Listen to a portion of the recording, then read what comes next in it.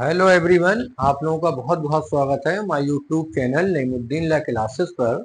और हम एक नया विषय शुरू किए हैं अपने यूट्यूब चैनल पर, भारतीय संविदा अधिनियम 1872 यानी इंडियन कॉन्ट्रैक्ट एक्ट 1872।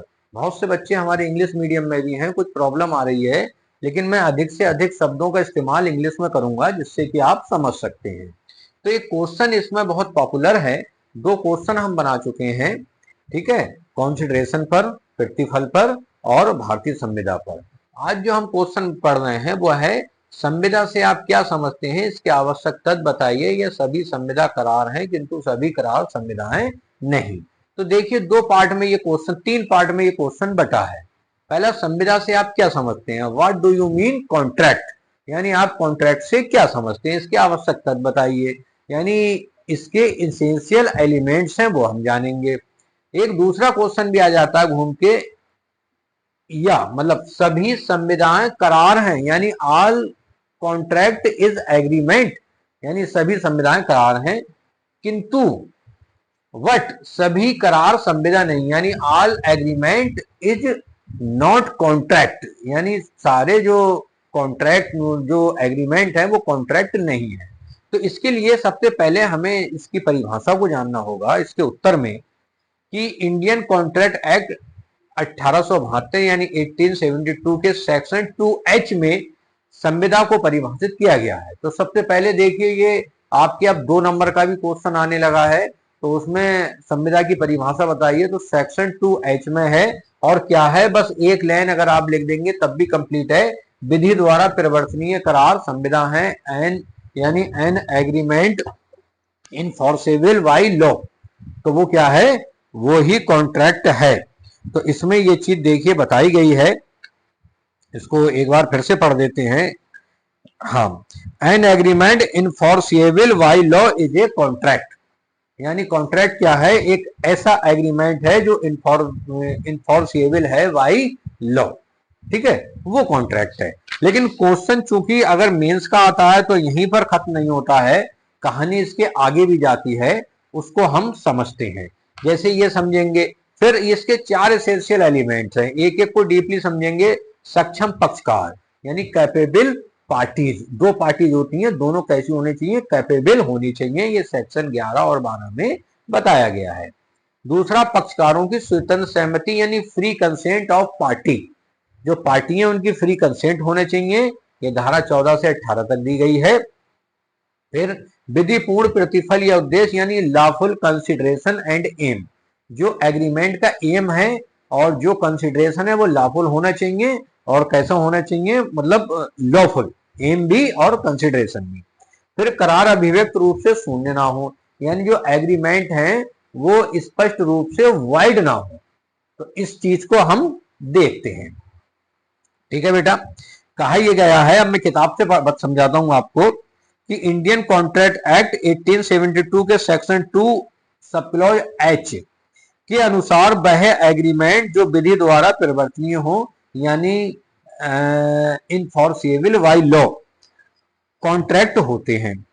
करार विधि द्वारा परिवर्तनीय हो भी सकता है और ऐसा भी हो सकता, मतलब एग्रीमेंट है जो इनफोर्सेबल बाय लॉ हो भी सकता है और नहीं भी हो सकता है।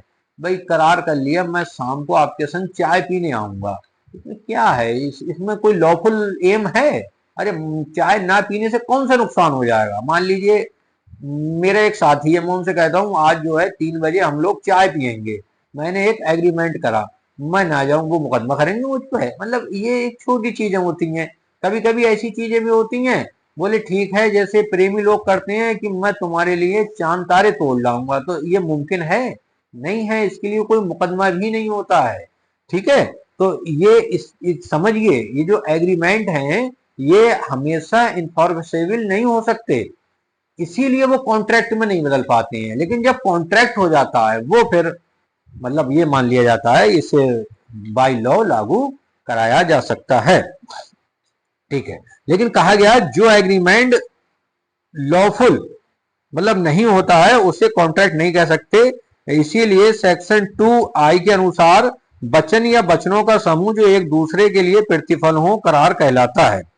इस प्रकार प्रत्येक एग्रीमेंट कॉन्ट्रैक्ट नहीं है, जबकि प्रत्येक कॉन्ट्रैक्ट एक एग्रीमेंट है। एग्रीमेंट को कॉन्ट्रैक्ट होने के लिए सेक्शन 10 की शर्तें पूरी करनी होती हैं। सेक्शन 10 के अनुसार सभी एग्रीमेंट यदि वे कॉन्ट्रैक्ट करने के लिए कैपेबल पार्टीज की फ्री कंसेंट से, लॉफुल कंसिडरेशन के लिए और लॉफुल एम से किए जाते हैं और अभिव्यक्त यानी इंप्रेस रूप से वॉइड घोषित नहीं किए गए हैं, कॉन्ट्रैक्ट है। इसमें अंतर्विष्ट कोई भी बात किसी ऐसी लॉ पर जिसके द्वारा कॉन्ट्रैक्ट रिटन रूप में या विटनेस की प्रेजेंस में किए जाने के लिए अपेक्षित है, या किसी ऐसी लॉ पर जो डॉक्यूमेंट के रजिस्ट्रेशन से संबंधित हो, प्रभावित नहीं करेगी। अतः जो एग्रीमेंट इनफोर्सेबल हैं वो कॉन्ट्रैक्ट हैं, और जो एग्रीमेंट इनफोर्सेबल नहीं है वह कॉन्ट्रैक्ट नहीं है। अब चूंकि सेक्शन 10 यहां पर धारा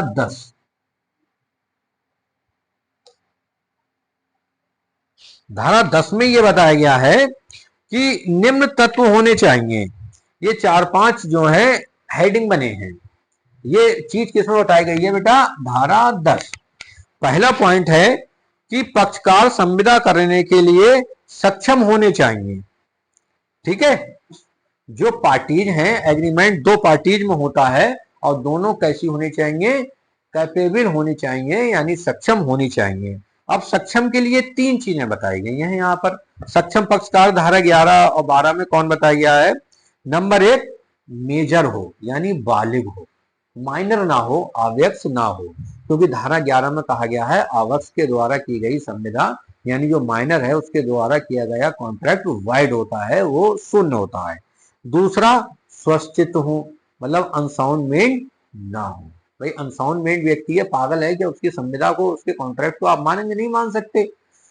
तीसरी, कॉन्ट्रैक्ट करने के लिए किसी विधि के अधीन मतलब होना चाहिए। ऐसा ना हो कि लॉ ने उसको मना कर दिया है। जैसे कई बार व्यक्ति होता है दिवालिया घोषित हो जाता है, आपने सुना होगा, फिर वो कोई कॉन्ट्रैक्ट वगैरह नहीं कर सकता है, ना ही उसका कॉन्ट्रैक्ट माना जाएगा। तो ये पहला पॉइंट है कि कैपेबल पार्टीज यानी सक्षम पक्षकार होने चाहिए, सेक्शन 11 एंड 12।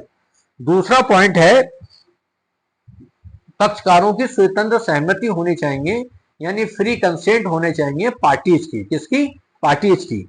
ये चीज बताई गई है फ्री कंसेंट सेक्शन 14 से 18 तक। कैसे होती है फ्री कंसेंट, इसको समझ लीजिए। कहा तो ये गया है कि एवरी पार्टीज यानी प्रत्येक पक्षकार की फ्री कंसेंट होना आवश्यक है, यानी फ्री कंसेंट होना एसेंशियल एलिमेंट्स है। अब कंसेंट होती क्या है फ्री? तो कहा गया पक्षकारों की यानी पार्टीज का किसी एक बात पर एक ही भाव से सहमत होना। मतलब किसी बात पर, जैसे कि मैं ये मार्कर खरीद रहा हूं 10 रुपए में, आप भी कहते हैं हाँ मैं 10 रुपए में खरीद लूंगा, ये फ्री कंसेंट हो गई। ठीक है, सहमत होना कंसेंट कहलाती है। ऐसी सहमति के 4 आवश्यक तत्व हैं। पहला है ऐसी सहमति प्रकीर्णन द्वारा ना दी गई हो। इसको इंग्लिश में भी बता देते हैं आपको, क्योंकि बहुत सारे बच्चे हैं कमेंट बॉक्स में उन्होंने कहा है कि मैं थोड़ी कठोर हिंदी इस्तेमाल कर रहा हूं, तो कोई बात नहीं, मेरा मीडियम हिंदी है, लेकिन मैं आपको जितना हो सकता है अपनी तरफ से कोशिश ये करूंगा कि कुछ चीजें हैं जिनकी मैं इंग्लिश भी आपको बताता चलूं। अब जैसे पहला है इसमें सेक्शन 14 में प्रपीड़न, लेकिन उसको जो है इंग्लिश में कहा गया है कि जो consent in sent to free when is not caused. मतलब धारा 14 में भी बताया गया 15, 16, 17, 18 में अगर इन अवस्थाओं में कोई कंसेंट ली जाती है तो वो फ्री कंसेंट नहीं है। तो यानी 14 में तो सिर्फ इतना बताया गया है कि फ्री कंसेंट डिफाइंड, तो सिर्फ इतना कह दिया गया है कि consent is said to be free when it is not caused by. तो 1, 2, 3, 4, 5 हैं। तो सबसे पहले है सेक्शन 15, ये दूसरा पॉइंट पढ़ रहे हैं। जो 14 से मैंने 18 तक लिखा है, सेक्शन 15 में कहा गया है स्योर्सियन एज डिफाइंड इन सेक्शन 15। ठीक, फिर 2 है धारा 16, यह क्या गया है undue influence as defined in section 17। तो यानी 15 में था प्रपीड़न और 16 में है असम्यक असर अनड्यू इन्फ्लुएंस। फिर 17 है, 17 में है कपट यानी fraud as defined in section 17। फिर है चौथे में हाँ दुर्व्यपदेशन धारा 18, तो इसको कहा गया है मिस रिप्रेजेंटेशन। ठीक, फिर 19, 20, 21, 22 है, उसमें ये कहा गया mistake subject of provisions of section 20, 21, 22। यानी यहां पर हमने दूसरे पॉइंट में ये समझा, इसको मैं थोड़ा सा हिंदी में समझा देता हूं। दूसरे पॉइंट में पक्षकारों की स्वतंत्र सहमति होनी चाहिए, धारा 14 से 18 तक है। तो स्वतंत्र सहमति धारा 14 में किसे माना गया है? प्रपीड़न द्वारा ना हो। प्रपीड़न का मतलब सीधा सीधा समझिए धमकी द्वारा ना हो, असम्यक असर द्वारा ना हो, कपट द्वारा ना हो, दुर्व्यपदेशन द्वारा ना हो।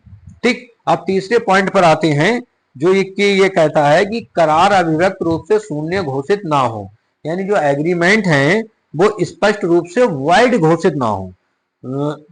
नहीं, दूसरा पॉइंट पर, तीसरा पढ़ने अभी, विधिपूर्ण प्रतिफल या उद्देश्य, यानी जो कंसिडरेशन है वो लॉफुल हो, एम है वो लॉफुल हो, ये बताया गया है धारा 23 यानी सेक्शन 23। तो कहा गया प्रत्येक एग्रीमेंट किसी एम की पूर्ति के लिए किया जाता है, उनमें से कॉन्सिडरेशन का होना आवश्यक माना जाता है। कॉन्सिडरेशन के लिए बिना किया गया करार विधिता परिवर्तनीय नहीं होता है, लेकिन प्रतिफल एवं उद्देश्य का विधिपूर्ण होना आवश्यक है।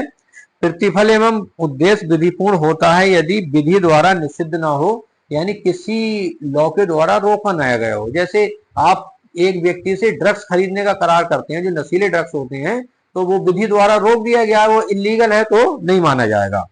दूसरा है वह इस प्रकृति का नहीं हो कि यदि उसे अनुज्ञात किया जाए तो वह किसी विधि के उपबंधों को विफल कर देगा।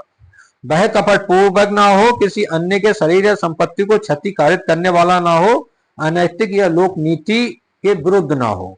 यानी यदि अनैतिक इलीगल है या जो पब्लिक वेलफेयर है, लोक नीति पब्लिक पॉलिसी, उसके विरुद्ध हो, तब भी उसको अनलॉफुल ही माना जाएगा।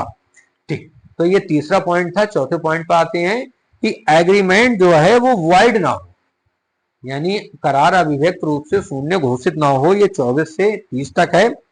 कहा गया है किसी एग्रीमेंट को अभिव्यक्त रूप से वाइड घोषित नहीं किया गया होना चाहिए। संविदा अधिनियम के अधीन निम्नलिखित करारों को वाइड घोषित किया गया है। तो कौन कौन से हैं? जैसे प्रतिफल दोनों पक्षकारों द्वारा तथ्य की भूल के अधीन किया गया करार, दोनों ही पक्षकार हैं वो मिस्टेक ऑफ फैक्ट करते हैं। जैसे मान लीजिए ए और बी एक घोड़ा खरीदने का करार करते हैं और करार के समय घोड़ा मर गया, तो दोनों ही भूल में है। वो समझ रहा घोड़ा जिंदा है, वो समझ रहा हम जिंदा खरीद लेंगे, तो यह मिस्टेक ऑफ फैक्ट है, इसको नहीं माना जाएगा।